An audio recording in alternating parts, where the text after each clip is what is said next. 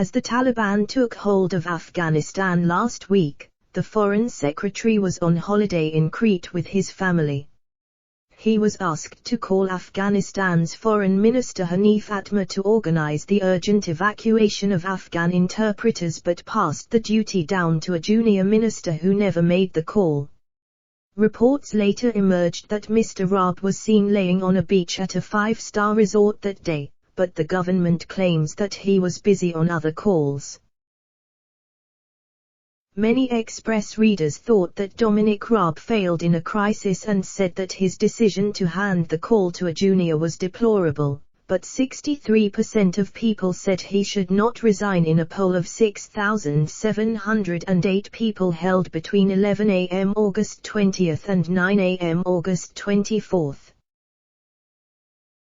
One reader said, "The missed phone call represents his general attitude towards the job or can't be bothered." Another added, "Raab should go, along with the civil servants who dropped the ball.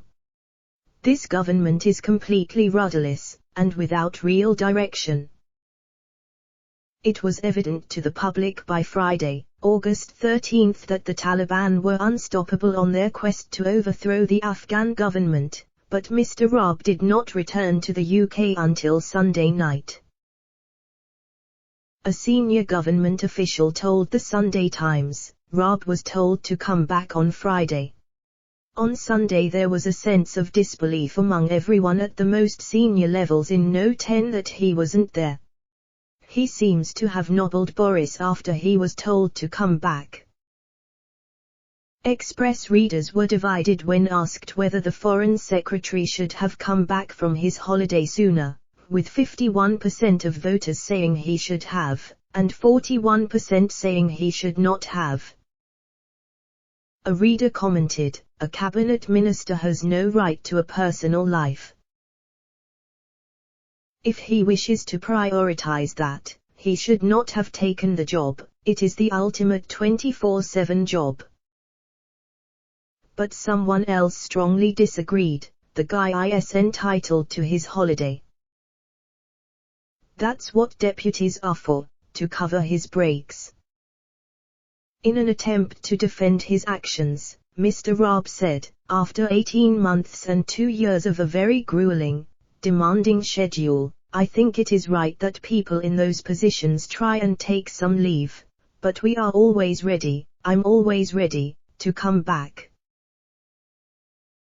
Lord Ahmed, the Foreign Office Minister with responsibility for Afghanistan, was also on holiday until Sunday as the Taliban overran Kabul. Critics of Boris Johnson have pointed the finger of blame at him as he allowed senior ministers to continue on with their holidays while one of the biggest catastrophes of the decade was unraveling. One voter commented, "Boris won't sack him as his own standards are too low." Other critics blame government and military intelligence for not being aware of the Taliban's strength, and argue that no amount of diplomatic phone calls could have changed the outcome in Afghanistan. An Express reader said, "On the ground army officers should know how Afghan army units were coping. The UK's diplomatic corps should have had some idea of the diplomatic maneuvers of the USA and the Taliban." Mr. Raab said, "Everyone was caught off guard by the pace and scale of the Taliban takeover. NATO troops are conducting major evacuation plans to get Afghan citizens to countries that are willing to take them, including Canada, Hungary and Poland." NATO Secretary-General Jens Stoltenberg said, "We are working 24/7 to get as many people out as possible." But according to 75% of Express voters, NATO cannot be trusted to handle the Afghanistan crisis,